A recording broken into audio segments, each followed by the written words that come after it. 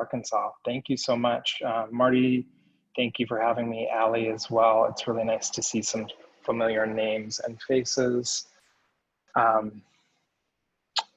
Giving this talk after the recent revolutions around the Black Lives Matter movements sparked by George Floyd's murder has had a different resonance for me. Adding Jacob Blake's name and so many other names to the list of Black people being murdered because of systemic racism and police brutality is heavy for me. And I'm feeling pretty emotional at this moment. So I want to give myself and I want to give all of you permission to accept this difficult reality of feeling all of this emotion. I think this talk and this research has been very cathartic for me because I believe design is an emotional act. There is a sensory quality to its creation and reception that is all about feeling. And I'm here to share some research about W.E.B. Du Bois that is very close to my heart. It's very close to my heart because it's about art and design, which I love, and it's close to my heart because it's about identity and humanity that transcends race, color, creed, gender, and nationality. It's about using form to turn data into a kind of utopia, or at least the hope for utopia. The research I present today is collaborative and is the product of my contribution to the book W.E.B. Du Bois Data Portraits, Visualizing Black America. It's a book edited by two women, Whitney Battle Baptiste and Britt Russert, who are scholars of Du Bois at UMass Amherst, where his papers and archive is stored. There are additional essays by Mabel O. Wilson and Aldon Morris, who is the foremost living Du Bois scholar. The book is published by Princeton Architectural Press, and I'm going to channel RuPaul and say you can order it now on Amazon or buy it wherever fine books are sold. Speaking of plugs, I want to signal boost the typography in this presentation. It was designed by Trey Seals of Vocal Type, and he is in the process of digitizing all of Du Bois' type from these diagrams into a font family called William. And I am going to use gallows humor at times because of the intensity of this work. And I also need to give you a trigger warning because I'm going to use historical terms that were appropriate for the time that they were said, but conflict with our contemporary language. And it's just being in this darkness and sort of looking hard at data and pain and the legacy of slavery. I just need to bring a little bit of lightness for my own sanity into it. So with that being said, can I take you all on a journey through time and space? Yes. Thank you. So there's a lot I want to cover, so I have a little bit of menu prepared for you on this journey. So we start with an amuse-bouche, which is the color line. We're going to have an appetizer. That's the Negro exhibit. The entree is in two parts, the Georgia Negro and a series of statistical charts illustrating the condition of the descendants of former African slaves now in residence in the United States of America. Because that second title is longer, I'll just refer to that part as a series of statistical charts or a series of charts. For dessert, we're going to be supping on my own art and design history. And then, because it's a lot, there's a little bit of a digestif at the end, which will talk about the contemporary impact and legacy of this really groundbreaking work. So there's a few folks I'll call in to the space. So to start, this notion of the color line is one of the most famous quotes by Du Bois. A little bit background on him. He was widely known to be a prolific author, renowned sociologist. He was a fierce civil rights advocate, co-founder of the NAACP, and a historian of Black lives. Du Bois was also a pioneer of data visualization. And his quote is, "The problem of the 20th century is the problem of the color line." This was published in his seminal Souls of Black Folk, which came out in 1903. And it's a quote that cuts through the intersection of race and class But he also mentioned this quote in a lecture he gave in 1900, which is an important date for the work that I'm about to show you. And actually the term, the color line, is not his. It was actually coined by Frederick Douglass, which Du Bois, took on and propagated far and wide through his speaking and his research. 1900 is important because Du Bois would explore this notion of a color line in a literal and metaphoric way in his contribution of approximately 60 data visualizations or infographics to an exhibit at the Exposition Universelle or Exposition Universelle in Paris, dedicated to the progress made by African Americans since emancipation. And this exhibition was called the Exposition des Nègres Américains, or the American Negro in English. And working in ink, gouache, watercolor, graphite, and sprinkling of photographic prints, Du Bois and his student and alumni collaborators at Atlanta University generated crisp, dynamic, and modern graphics as a form of infographic activism.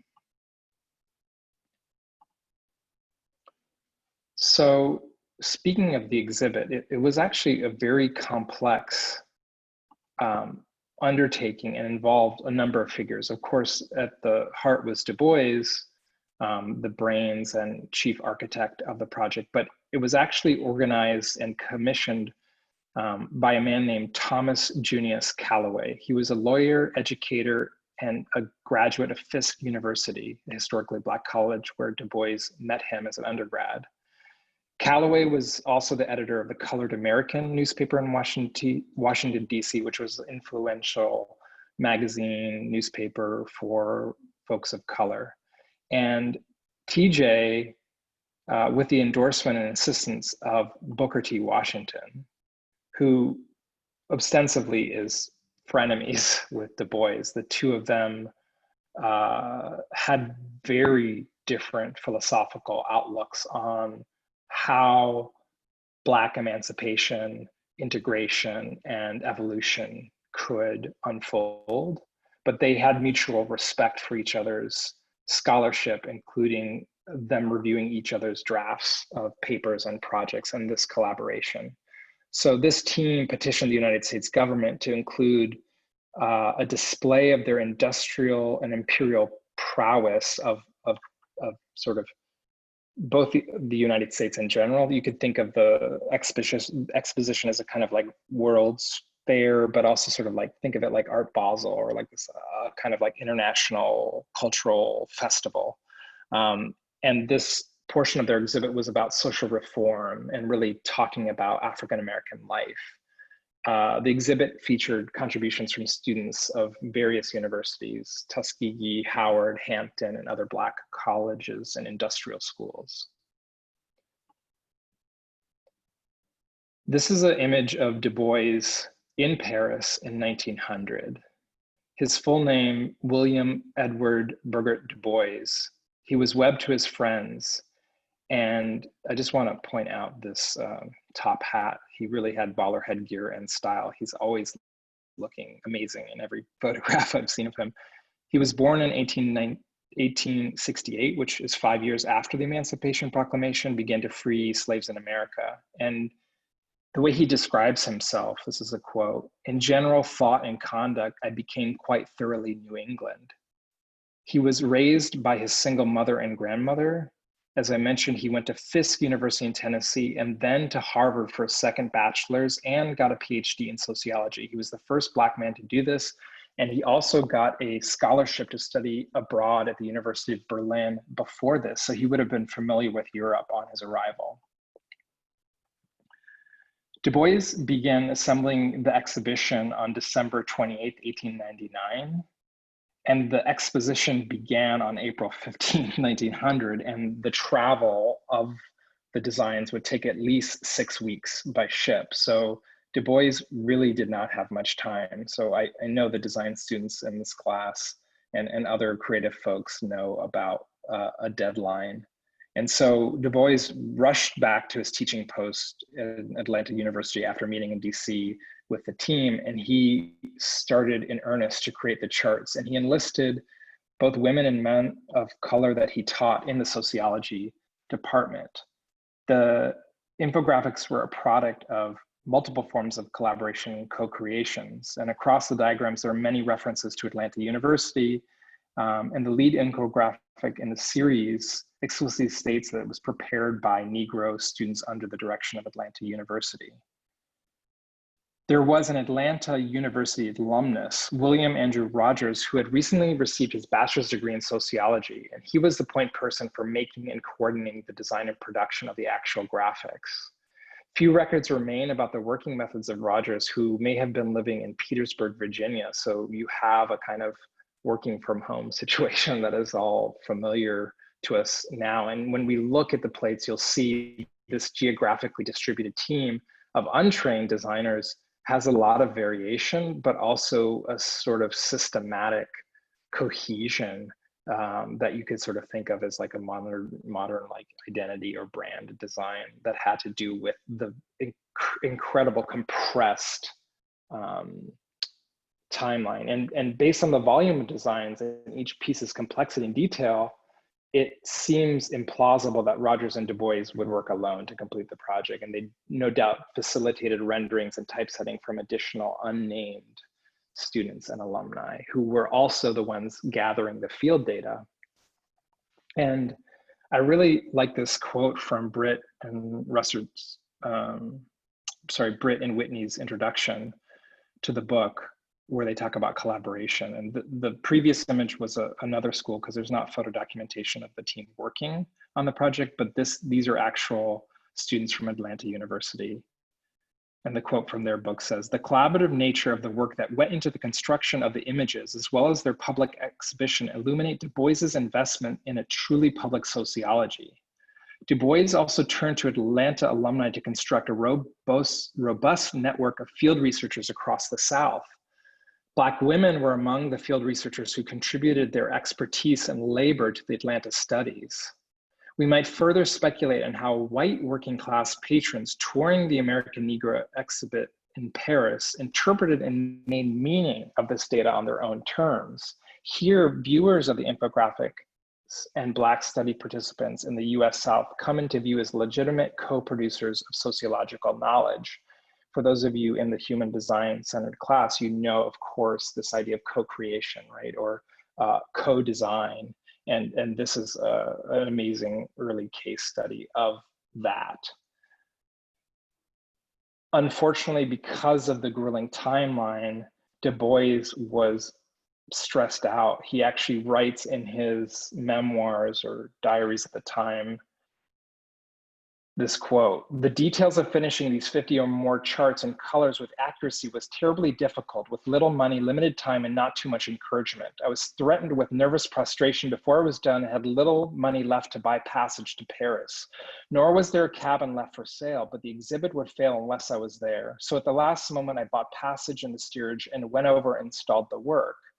This image of Du Bois traveling across the Atlantic in steerage, in close proximity to the hold of the ship, does not sit comfortably with our image of Du Bois as a cultural elite and famous intellectual, nor does it reflect the same vision of radical progress and modernity represented in the infographics themselves. So in a way, it was actually easier for the graphic design to travel to Paris than it was for Du Bois. And we have this uncanny image of a kind of reverse mental passage.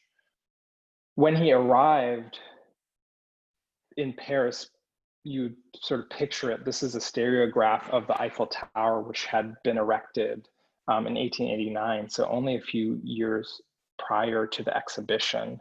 And so we're in this kind of moment of the fin de silice. We're moving out of the Victorian period, getting out of our jury salons, and dropping this kind of cynicism, pessimism, and ennui.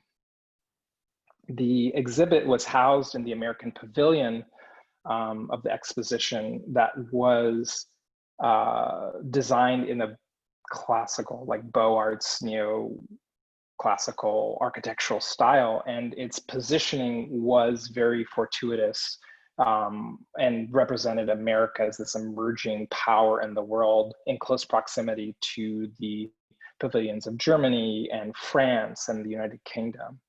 However, on the flip side, the Negro exhibit was in a less than ideal position in the Palace of Social Economy, which was focusing on sociological research.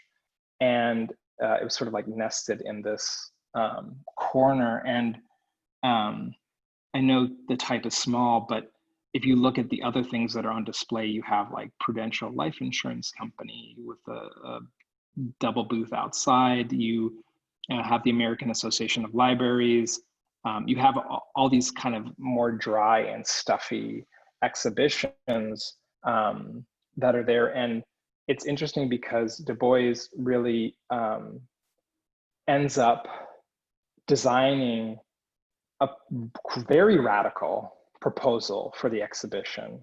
And instead of relying on the sort of diorama tabletop presentation that was often used at World's Fairs during the time, I'm sort of thinking if you've ever been to a natural history museum where you see like Neanderthals in a kind of like Trompe l'oeil, you know, imaginary landscape, a lot of the exhibits were kind of this representational, stuffy, boring, literal representation of sociology. And instead, he and his team use the information design as a rhetorical device. There's photo documentation that at least half of the present diagrams were mounted in these wing frames set on movable standers that allowed fairgoers to flip through the large double-sided plates of the rich data at eye level. So there's this haptic, interactive aspect of the exhibition. I already talked about the amazing collaborators of these historically Black colleges and industrial schools that contributed.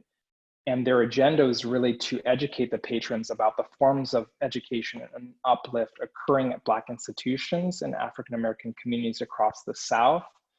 The exhibit featured an eclectic set of objects, images, and texts, including framed photographic prints of prominent African-American leaders and politicians, tools, harnesses, and other agricultural products from Black industrial schools, a bronze statuette of Frederick Douglass, which is a nice tie, you can see that in the left-hand part of the screen, a little nod to the color line, and an on-site collection of over 250 publications authored by African-Americans. There were patents, and this one interesting detail where one of the photo frames was carved by a former slave.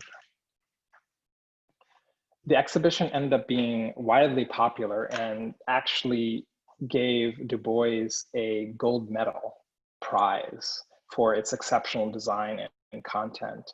And after the exposition closed in November of 1900, the entire exhibition was shipped, displayed at a number of world fairs and other expositions back in the United States, gaining additional audiences, including African Americans after its international debut in Paris.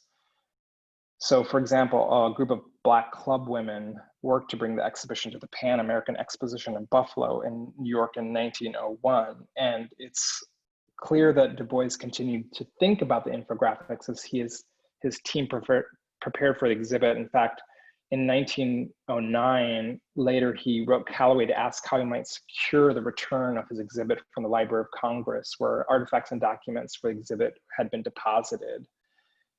And that gap of why we don't know about this, because these things were one-offs and they only lived in the Library of Congress until they were digitized several years ago. They were basically a kind of erased from history. This is a souvenir from that Buffalo exposition where you can see part of the genius of the exhibition is its modularity, where it can be reconfigured in different spaces. So you're really thinking about something that has these not only visual, graphic notions of modernism, but also architectural, spatial, experience design notions of interface. Ready for the entree?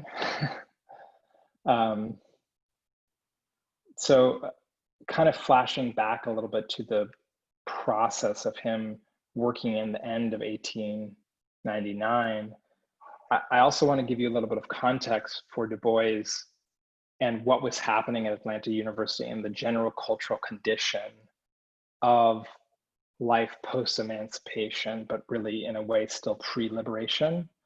So while we look at the two first posters or plates, which are 20 by 24 inches, I'll let you listen to Du Bois talk a little bit about his time at Atlanta University. And this is in the 60s. He's being interviewed by Moses Ashe, who is a very important Black journalist.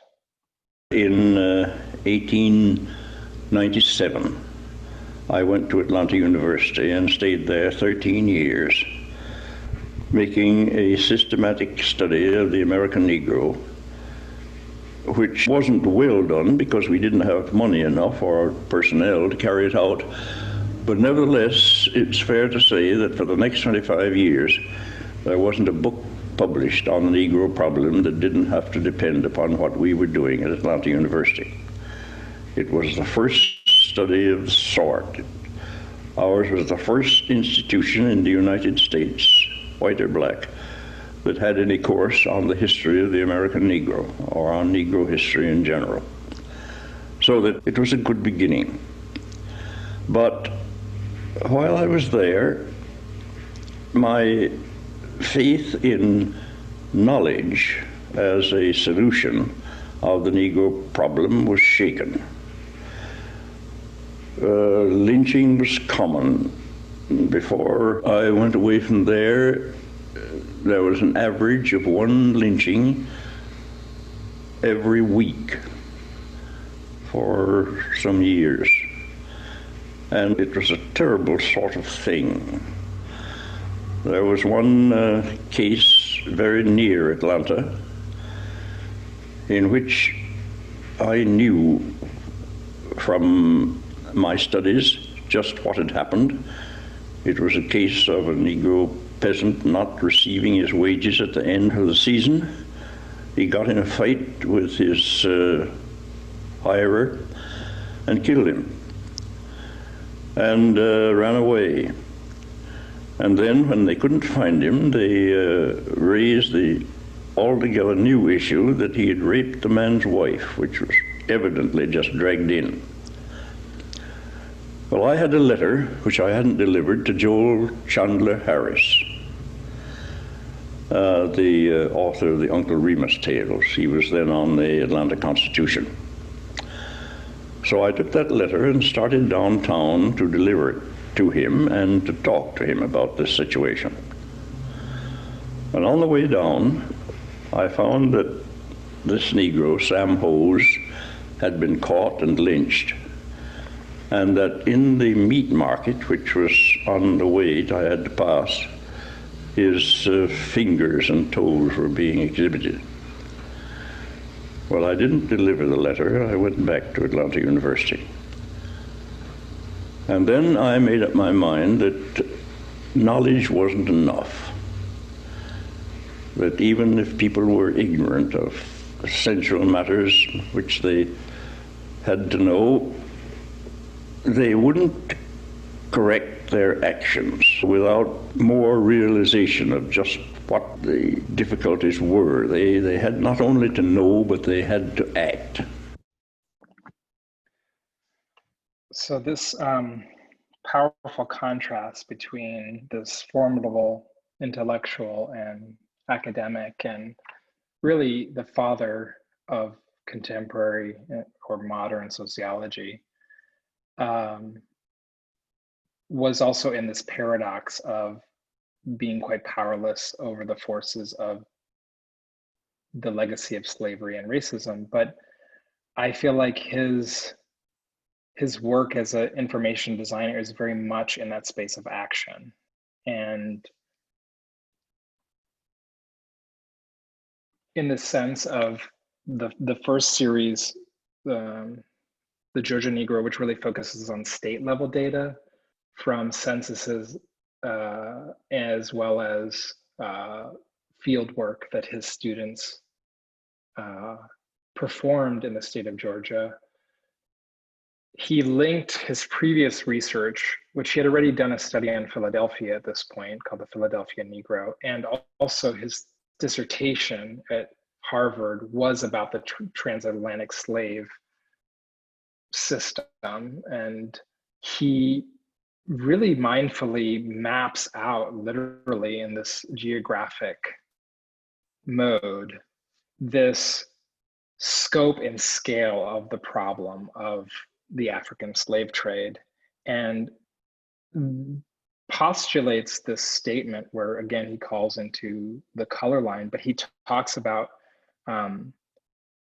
offering this set as evidence. So he says a series of charts, maps, and other devices, which I love that as a idea of something that might be kind of speculative, or something that is not familiar. And Mabel O. Wilson's essay about this is really amazing, and how she really breaks down the notion of tracing the slave trade through the Middle Passage to emancipation and beyond. Du Bois uses his data sets as a unique visual form to make arguments for equity and sophistication of Black Americans living under Jim Crow in the shadow of enslavement. And Mabel calls sort of what this maps is, the Black Atlantic world, this geographically rendered extent of the African diaspora in the wake of this 4 centuries long transatlantic slave trade, and really kind of showing this kind of scientifically documented report on the state of Black life in America.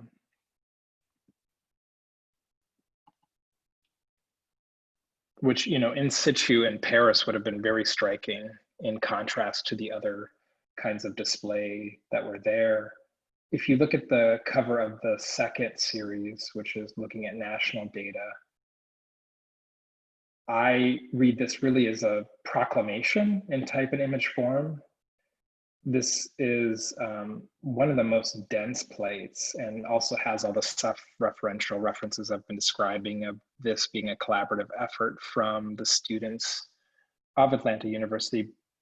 The palette of gouache and bright colors continues from the Georgia studies, and the charts feature a mix of typographic families and styles. And the principal type, which at first appears to be a sans serif or a grotesque typeface, which were starting to be designed and created at the turn of the century, is actually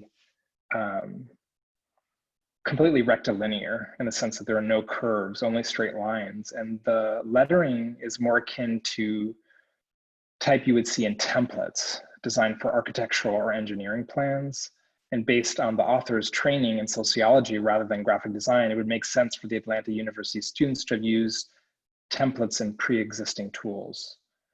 The residue of technical lettering, most likely from an American architectural lettering template, is especially visible in the lighter weights of the hand-rendered type utilized for the French translations, which you can see in the non-standard weight of the heavier diacritic marks, which are the accents. So they were customizing this template to meet the needs of a bilingual or international audience.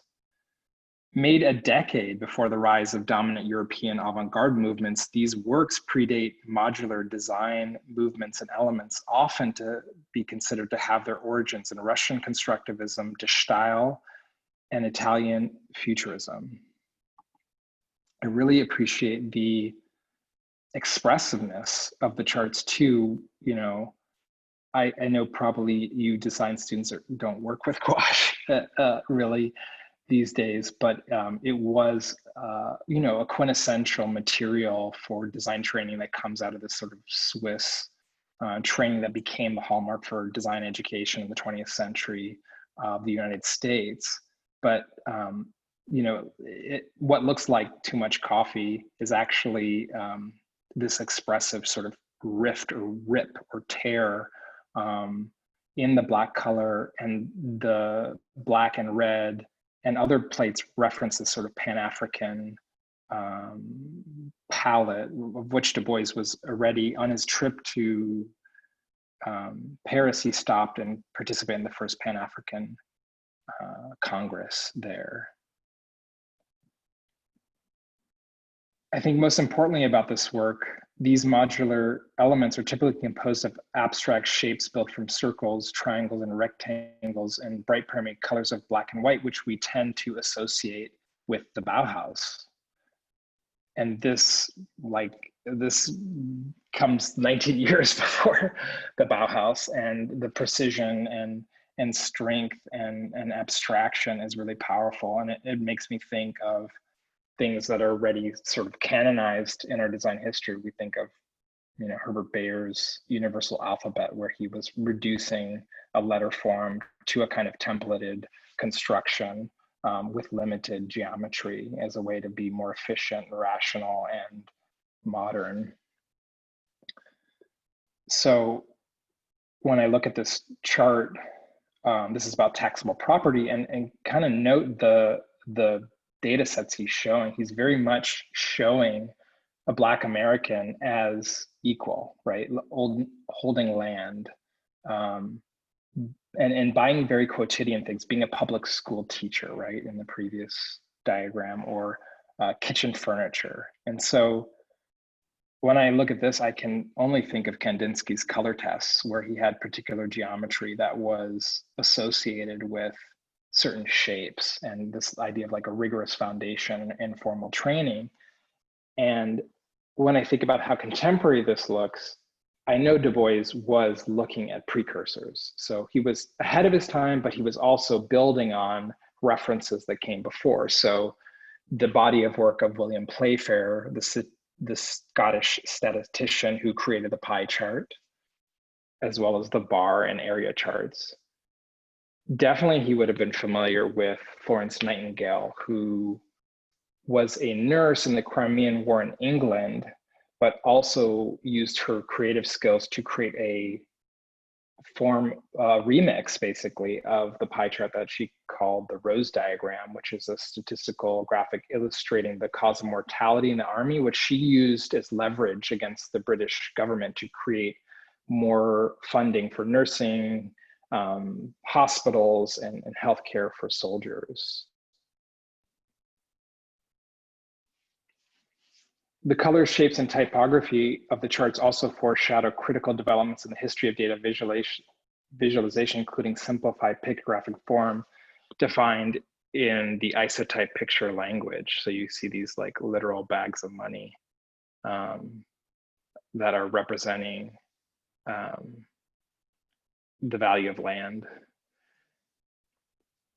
And the teams would also take the same data sets or same topics in the different sets and would design them in different ways. So this is a bar chart that looks at colorism within the Black community and looking at this sort of like idea of racial integration or sort of biraciality or multiraciality that has this very segmented way. But then in the national data set, they show it as an area chart, which I think is really interesting, and sort of looking at the progression of a kind of like potentially precursor to our like post-racial discussions that happened after Obama became president. And so you see this experimentation, iteration. I think what's important to note here is the typography in the second set. You can tell that I think the template is taking too long. So they end up using little bits of letterpress to drive the titling of that, but then you still see parts of the template show up.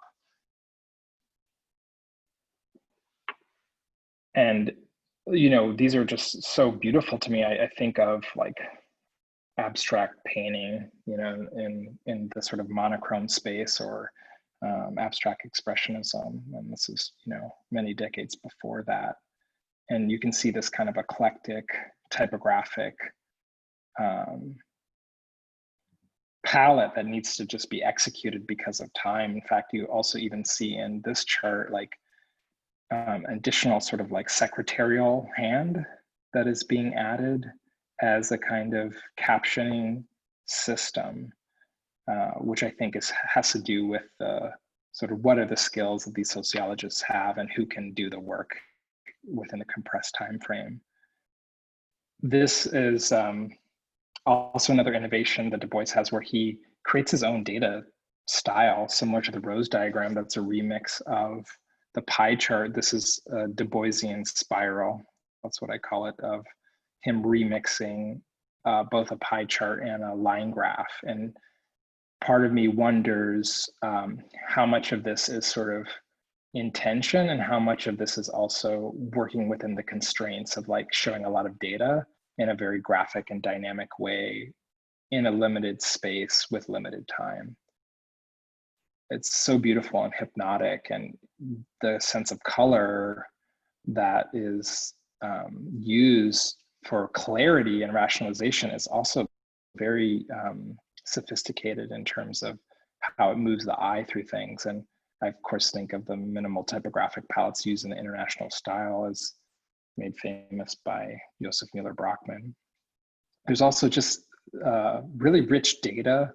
This population of Georgia and counties references a heat map, which is something that's coined, not until really the late 20th century by Cormac McCarthy, who uses it when he's talking about financial information. And the opaque finish of this gouache that bonds with this paper background, it just really references the Swiss schools of design education, 1950s and 1960s Europe that spread through American design education, particularly Armin Hoffman, his former students from the Basel School of Design. What kind of blows my mind is in the annals of Edward Tufte, who's like one of the most foremost scholars of data visualization, Du Bois's work does not exist in his compendium of 4 books. So I hope he can get another book out, because this feels like a pretty major oversight in the context of the history of data visualization.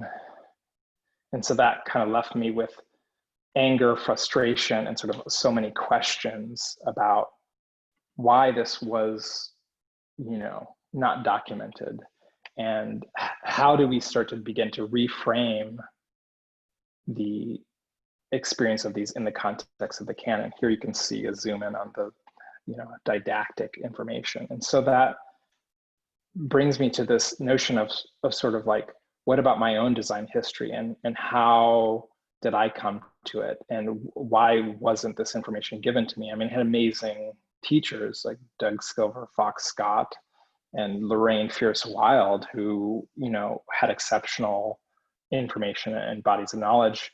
They would be familiar with Philip Meggs. They both went to Yale, so they had teachers like Paul Rand and Bradbury Thompson. I mean, Hoffman was part of the faculty too. They would have known about Lou Danziger's class, which was one of the first graphic design history classes at Art Center and CalArts. And of course, Lorraine would have been taught by Kathy McCoy. And so even with all this knowledge, this is like missing, which I think part of it is the problem is this framework of history, which is often presented, thanks to Meggs, as this modernist celebrity clothesline. And so I would argue that you could have a more nodal, like chosen family for your design history canon. So what about influences or connections, like the faculty-student relationship between Herbert Byron and Gropius, or Joseph Müller-Brockmann and Max Bell's contemporaries are called Gerson and Armin Hoffman as colleagues, but what about sort of like a graphic design string theory? And then how do I, get to expand that? I get to choose Du Bois as like part of my family. And so when I choose Du Bois, suddenly his work reframes all these other references that I was given. So there's that isotype work in the corner, Bayer, De Stijl, which you could then apply to a whole curriculum of design history. And so what does that mean for a syllabi or a textbook that then starts to, for example, reconsider streamlining the legacy of Buckminster Fuller and Norman Bell Geddes and Henry Dreyfuss and sort of this idea of the World's Fair? What happens when you recontextualize that with the Victor Hugo Green motorist book, where you look at the inequalities of how highways were designed and how automobile travel was not safe for all human beings. And then we go to this idea of, the Eames aluminum group chair, which comes out the same year as it's in 1968 as the I Am a Man protest poster, where you have one set of Americans sitting and lounging in their designer chairs and another set of Americans marching through refuse, the Memphis sanitation workers strike, you know, fighting for their lives and for their jobs. And so that sort of brings me back to this contemporary moment where, like, how can we respond to this history to try to shift things that are happening? I had mentioned vocal type. I think the work Trey is doing is remarkable, including with William, and how he's sort of looking at the history of type and trying to inject an additional narrative, which gives us material in a pretty, you know, white-centric, male-centric type world.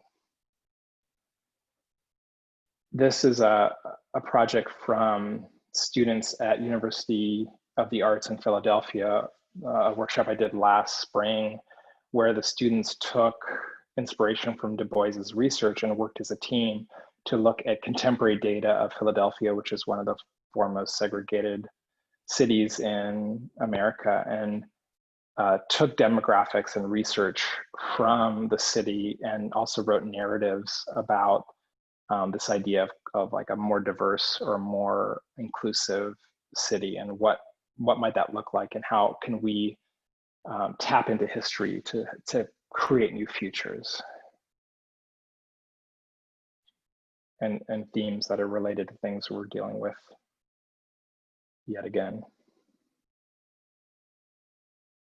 I really appreciate also the artwork of Theaster Gates, where he took Du Bois's charts and abstracted them as painted aluminum panels. So he takes Du Bois and elevates him and puts him into the canon of art as well, which he does in exhibitions of those paintings, but also imbues them into neon, which I think is really amazing and really powerful, and a sort of way to sort of recontextualize this graphic language as symbols of progress or evolution of a notion of equality.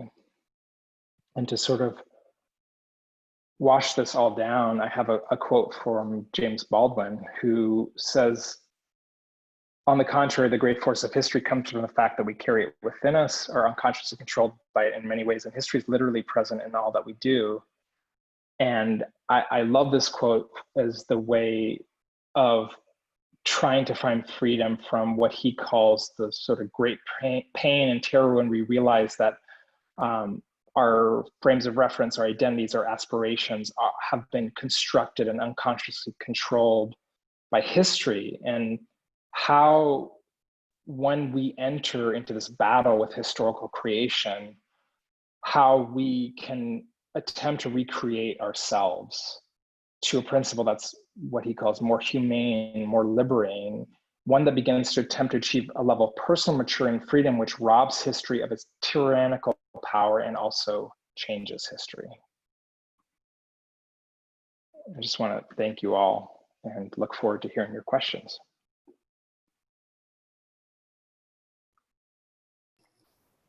Thank you so much, Silas. So we can open it up now for questions. I love the Zoom emojis.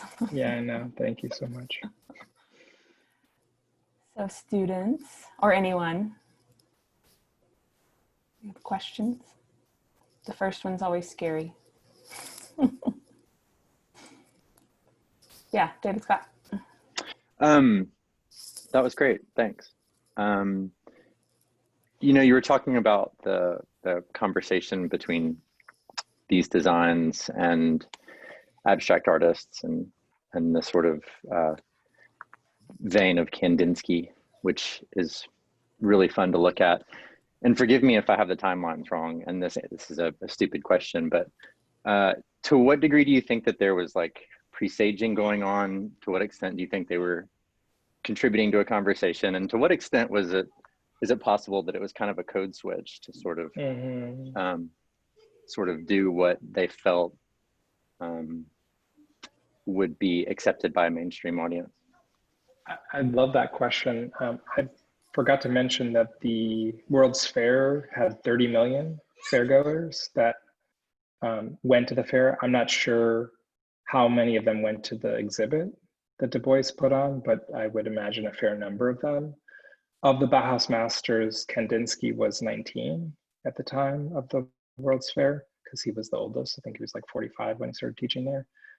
So it's conceivable that Kandinsky himself could have seen these potentially. I think most of our research, because it was a bit sort of based on Du Bois's archive, which is sort of his communication and papers, really has more like media coverage in newspapers from the United States. But I think there's an opportunity for further research in terms of like, what was the reception of these in Europe? If you won a prize, you know, was there an article about this? Were there photo documentation potentially of the exhibit?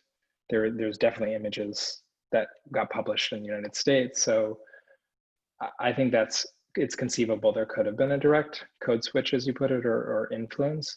The other thing that I would also say is maybe that's something that was in the zeitgeist, because I think Kandinsky's kind of started to experiment with abstraction, kind of what, like 1907, 1908. You also have Hilma af Klint's paintings, you know, which also were kind of erased from history, that predate what Kandinsky was doing in terms of abstraction.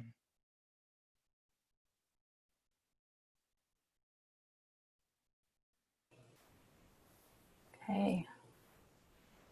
Next question. I have a question, but I'm pausing to see if anybody else has. I always have questions. I have two questions. The first one, though, is if you could just share some projects that you know that are going on that are kind of opening up the canon, reframing canon, because I know there's a lot kind of emerging right now, and I think it'd be great for the students to maybe hear some of your top picks. Yeah, sure, top picks. One of the ones is Ramon Tejada's decolonization reader. It's a Google Doc that he started a few years ago that has grown and organically evolved. I think that's a great place to start. I have some qualms about another resource that came out recently. I don't want to throw too much shade, but there was a resource. It actually is a pretty good resource in terms of the content, but I think some of the intention behind it was a little bit off. There's a similar Google Doc called Decentering Whiteness in Design History, which funnily enough was authored by all white authors in terms of gathering resources. So I think there's a little bit of optics to do there, but I think their arguments are good, like in terms of including fashion and like other forms of design that have been kind of pushed out of the canon. I am working on a book with two other colleagues, Tashika Arsenio Sutton and Pierre Bowens, that's a history of Black design in America that goes from the 19th century to the 21st century. And so we are finishing our proposal this fall, and we'll be working on that. So that's something to look forward to, although books tend to be sort of slow. So I'm doing another thing that's gonna start in January, is a BIPOC-centered design history course that will be, anyone can enroll in it. It will be a sliding scale class, so more affordable for students. I'm thinking like $20. To, you know, educators and professionals like $80 to $100. And I'm just trying to figure out what platform, like Skillshare or Coursera or like whatever is going to be most open. And so that I think will be like 6 to 8 lectures. That will begin Martin Luther King Day, January, whenever that day is in 2021. I'm trying to think if there's other. I would also, there's a working group of folks that I'm involved with called Design History Fridays that does discussion around expanding the conversation in design history. And so like Louise Sandhouse, Brockett Horn, and Briar Levitt have created this thing called the People's Graphic Design Archive, which is a crowdsourced, open, anyone can submit items to it. So that is an amazing resource. And I think for you all students or researchers, if you're starting to do some of this work, submitting it to something like that can help open up the dialogue and open up the discourse. Thank you. That's awesome. Okay. Oh, there's a chat question. Christine, you want to ask that? Yeah, I wrote it out because I was going to forget it. Smart. So I just remember taking history of graphic design, and this is my first time learning that. I've always called him Dubois in my head, but I guess it's Dubois. Well, yeah, it's a French name. That's Dubois if you're French, but he was American and he did this like Americanization of it. That's kind of funny. Okay. But this is my first time learning that he like had a part in design at all. And he studied a lot of white canons in design history, and I'm wondering if Du Bois was ever an inspiration or source of knowledge for design history. I think it is now. You know, which is kind of shocking because of how old it is, right? And how long ago it was made. And there's sort of twofold reasons why. One is the intentional erasure of his sociological research. So Atlanta University is like a pioneer. When we think of the history of sociology in the United States, we usually think of the University of Chicago, which had a group of white sociologists at the turn of the century, like I think Jane Addams and like Hull House, and like all these people are kind of connected to them. So there was that. Alden Morris writes about that in his book called The Scholar Denied. And then we have reproduction, right? The design problem. They're one-offs. They didn't have a budget to make multiples. So the circulation was limited. And so they had to rely on it being exhibited or actually you looking at them. And because of their fragility, they're on wood pulp paper, there's inherent vice, so they can't be exhibited. So I imagine that's a big reason why it wasn't until they became digital that we're like, oh, this is really important. We should know more about this. So I think your point is really good. And for me now, I'm wondering what are other things out there that we have not thought about, and how does that change the story? I can't remember who said that. Someone was talking, there's researchers who write about a white supremacy culture, which doesn't necessarily, it can be done by BIPOC people as well, which has notions of like perfectionism, patriarchy, either or thinking in it. When I find the text, I'll send it to Marty and she can share it with you all. But there's a quote in this writing where it talks about to change history, to change our present, we need to tell new stories. And so I think that is such an important part. So to answer your question, Christine, it's like, now we can tell a new story about design history now that we know about Du Bois, and what other new stories can we tell? I think that's a really, go ahead, Christine. Oh, it's Annie. Sorry. My question kind of goes along with Christine's though. I'm wondering, telling a new story, you're definitely doing that through your research, but I'm wondering how we do that visually in our everyday practice. That's a great question. I mean, I think vocal type is a good example of that potentially. You know, like he made a design artifact and a tool that other designers can use that have a lineage that is, you know, not the typical typographic lineage. I think part of the problem also with design history and type is that you have to be literate to typeset and design type, and there's a pretty strong connection between illiteracy and slavery, right? So that who had the affordances and capital, right? Because type was actually a physical metal thing. So like, how would you do that? I think this also speaks to our questions about sort of data and algorithms, and like who's designing the systems that gather data, who's designing the systems that interpret and express data. And so I think one way to do that is sort of like change the tool, and another is like change design culture, like who are designers. And that is, I think, a really important point. So that means how do you open up access to design education? Yeah, So that, for sure. that was a great question. So, you know, maybe some kind of school, you know, or program, or changing the way that we teach to empower more people to be designers, or see that as a possible arc for their careers. Thank you. Welcome. Great questions.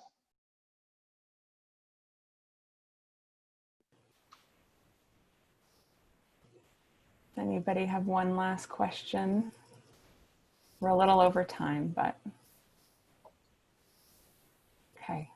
Thank you so much, Silas, for sharing your time and your work. It's just beautiful presentation, and just thank you so much for being with us. You're welcome. It was my pleasure, and thank you for the amazing questions. And I'm going to be thinking about some of those for a little while. I love that every time I talk about this, I feel like there's more layers that get revealed. So thank you for the exchange and for your rapt attention. I really appreciate that. All right, everyone. Have a great restful weekend. Thank you. Bye, y'all. Bye.